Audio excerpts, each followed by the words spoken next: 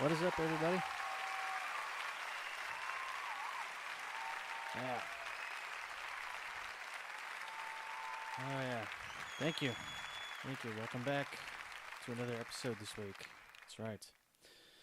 It's nice for when things finally get back on track. And hopefully they stay that way for a good long while. Things got kind of hairy there for a little while as I thought my recorder here might have been going out because I was getting memory card errors. And yeah, so that was oh, it's been kind of scary. It's a nice recorder. I've got a Zune H4 N Pro. Yeah, that's what it says. And yeah, I don't really look forward to trying to replace that sucker. $200. But it looks like everything is back on track and everything is good to go. Last week's episode went, fine without a hitch, no problems, no memory card errors. So let's hope the trend continues, huh? All right. Let's go ahead and start off with some comic book reviews, huh? I'm sure everybody wants to get some comic books. Got some good stuff for y'all this week. Got some good stuff. Let's start off with X-Force, issue number 5. Now, Strife has made his way back to this time again, and he's after Cable again. What? I know, right? Like, come on. Uh, but this time we know why, and we get to see 2,000 years into the future, when during a war that young Cable is fighting, he and his companions are all of a sudden attacked by this temporal tornado, and he's told that it's going to be his responsibility to go back in time and essentially stop himself, which during extermination, that's what he does. He goes back in time and he kills his older self. And all because it was, it was his responsibility to protect the frickin' timeline. That's what it's always been his responsibility. But this time around, when the younger X-Men were brought forward in time, and he didn't take the responsibility to send them back, it, kind of threw time all out of whack. And so his younger self had to come back and set things right. And in the process, committed suicide, as it were. So, but yeah, and during the process of him coming back and trying to reset the timeline, of course, this is messing with Strife's timeline, and Strife can't have that. So, Strife has come back to stop young Cable. Yep. Let's see. How about Action Comics issue number 1009? Strife 1009. Yeah, it's a lot of comic books, you guys. So Superman takes off to make sure that General Lane is okay, leaving Amanda Waller with Lois. And Amanda Waller is trying to explain to Lois that Leviathan is basically behind everything that's been going on recently, and everything has been, the DEO has been attacked, where Superman finds out, and it's been destroyed, and Argus has been destroyed. And Superman finds General Lane in a hospital, kind of in a coma. And when he finds him, the Question is watching over him. And of course, Question has been looking into this whole Leviathan thing as well. And, he's not really sure what Leviathan is. He's got, some leads and things, but nobody really knows what's going on with Leviathan. So Superman gets back and he lets Lois know, hey, your dad's okay, it's all right. And Lois gets the bright idea that they need to go undercover as agents of Leviathan, Andy, and Chaz. So, I mean, what could possibly go wrong? I don't know. I don't know. I gotta be honest with you. It's really starting to feel like DC's just not even trying anymore. That's just what I get out of it. That's just me. And speaking of not even trying anymore, how about Detective Comics issue number 1000? Yeah. Uh, so, congratulations to Detective Comics for making it to issue 1000. Right behind Superman. This is, and Action Comics really, it's a big deal. I'm not downplaying the fact that this is not issue 1000. But this 96-page trade paperback comes jam-packed full of stories from different writers and artists. So let me just go over some of these stories with you. There's a story about Batman joining the Guild, which is a secret society of detectives who solve unsolved crimes from all over the galaxy. Why this guild has never been brought to the attention of the world's greatest detective, I'll never know. But it's... yeah. There's going to be more of that, so hang on.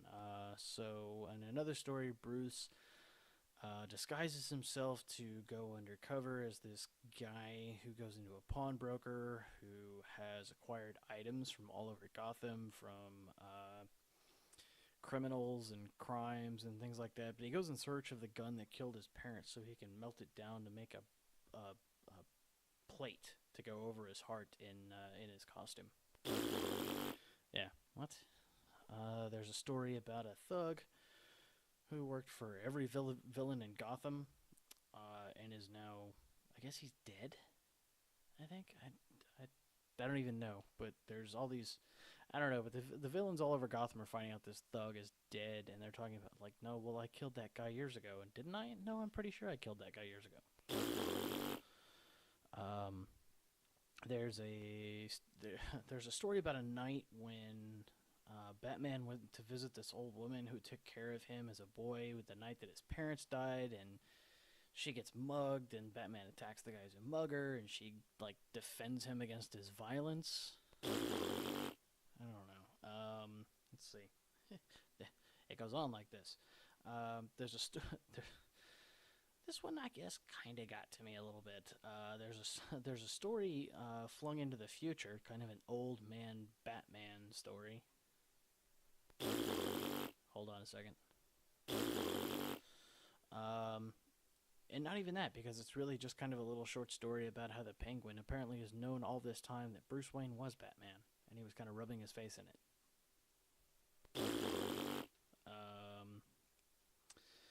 Let's see. And there's another story in here. Oh yeah. So this particular story is really just Batman. Apparently every year on the anniversary of his parents' death, Batman gets the entire Bat family together for a frickin' selfie.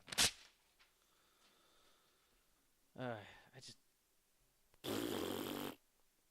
And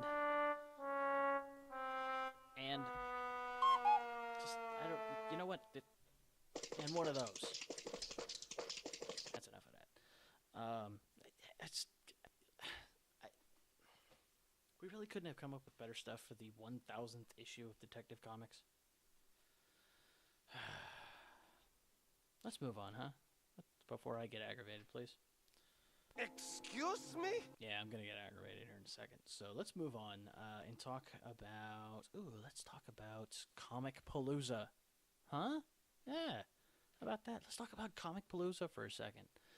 Comic Palooza, May 10th, 11th, and 12th, coming to the GRB. That's right, I'm going to be there. Yes, I am. This guy right here, I will be there.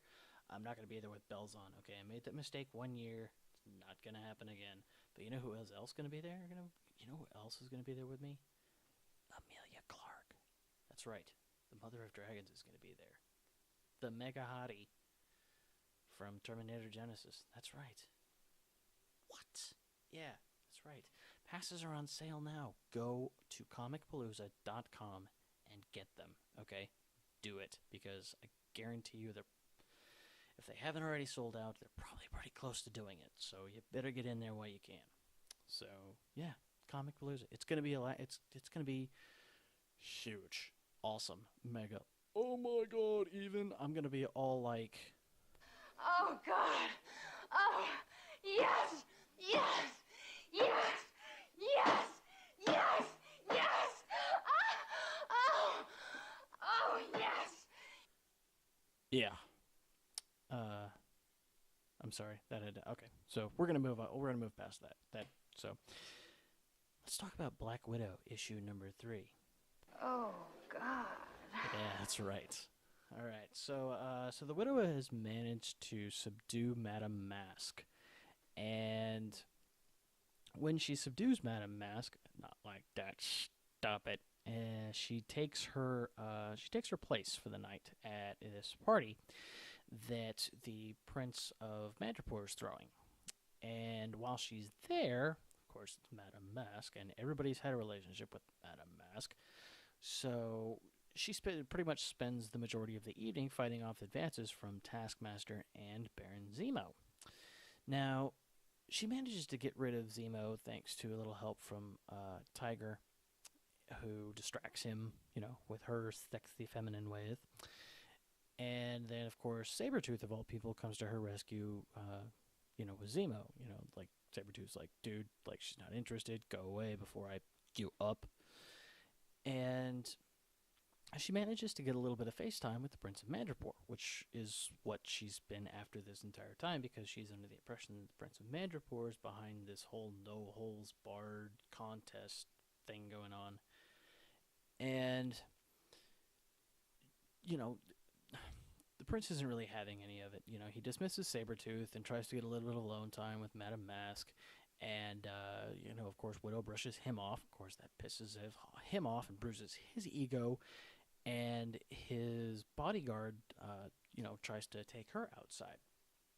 And so of course, she tries to use the Hypno lipstick that she likes to wear. And yeah, that doesn't work on the she's not. I don't know if I guess she's not his type. I don't know, but he manages to double it back on her. It knocks her unconscious, and now sadly, Black Widow is the center of this new no holds barred contest. So yeah, she's in for quite a night, and not the nice kind. Oh. Yeah. Oh. Yeah, it ain't gonna be like that. Sorry. So, let's see. The final book of the evening. I know, the final book of the evening. I know, kind of a short episode this week. So the last book of the week is we have Beyonder number 5. Now, Jake and Noreen wait in the rain for the Orient Express to go to Istanbul. They're completely cut off from the Beyonders, and they basically have no backup.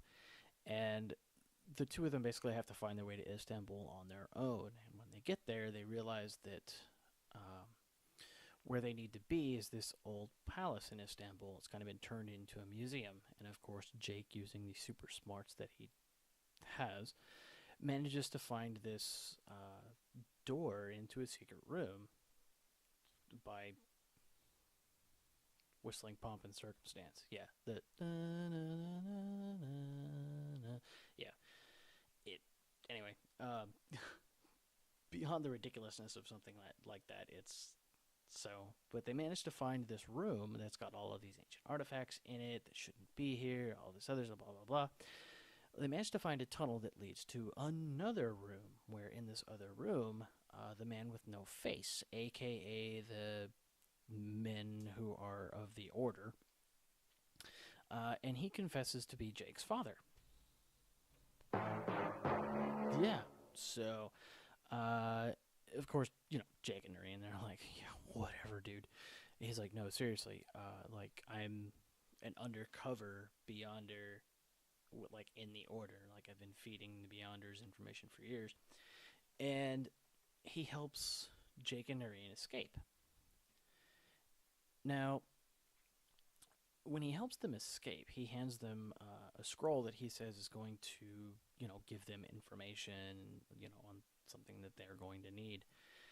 And when they get, finally get to a place where it's safe, where they, have escaped the Order and they have a little bit of downtime, they open up the scroll, and it is a map from 1490, signed by Leonardo da Vinci to Christopher Columbus.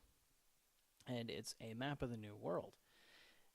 And apparently, Christopher Columbus was not looking for a shorter route to China or whatever, and he wasn't looking for any spices or anything like that. He was looking for something here in the United States.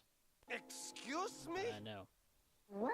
So yeah, things are definitely heating up with the Beyonders. I'm glad this is back. They were on hiatus for a little while. I was sad and I was really kind of just like, where's my Beyonder book? And yeah, this is definitely becoming easily one of my favorite books of the year. And if they keep heading down this road, it will easily compete with Middle West. I know I say that, but hey, it is what it is. And yeah, if you have the opportunity to check out Beyonder, check it out. It's an Indiana Jones for a new age without the ridiculous hat and whip.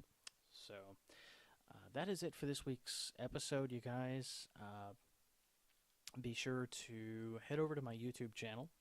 You can find it Walk of the Geek, or head over to the website walkofthegeek.com. You can also find videos up there where I have done an unboxing for the new Captain Marvel Collector Core box, and which was pretty awesome. You can find that up there on my YouTube page. And make sure you're following me on social media for Twitter and Instagram, because there's all kinds of stuff that's going up there for Comic Palooza. And there's going to be stuff going up there for Comic Palooza up until the event. And then there'll be even more stuff going up there for the Comic Palooza event.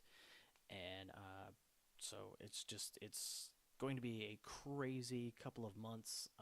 There's a possibility of another convention even after Comic Palooza, but we won't talk about that yet. I don't want to jinx anything. I don't have any wood to knock on over here, so. But yeah, that is it for this week's episode, you guys. Thank you for watching on YouTube. Thank you for listening on the podcast. Until next week.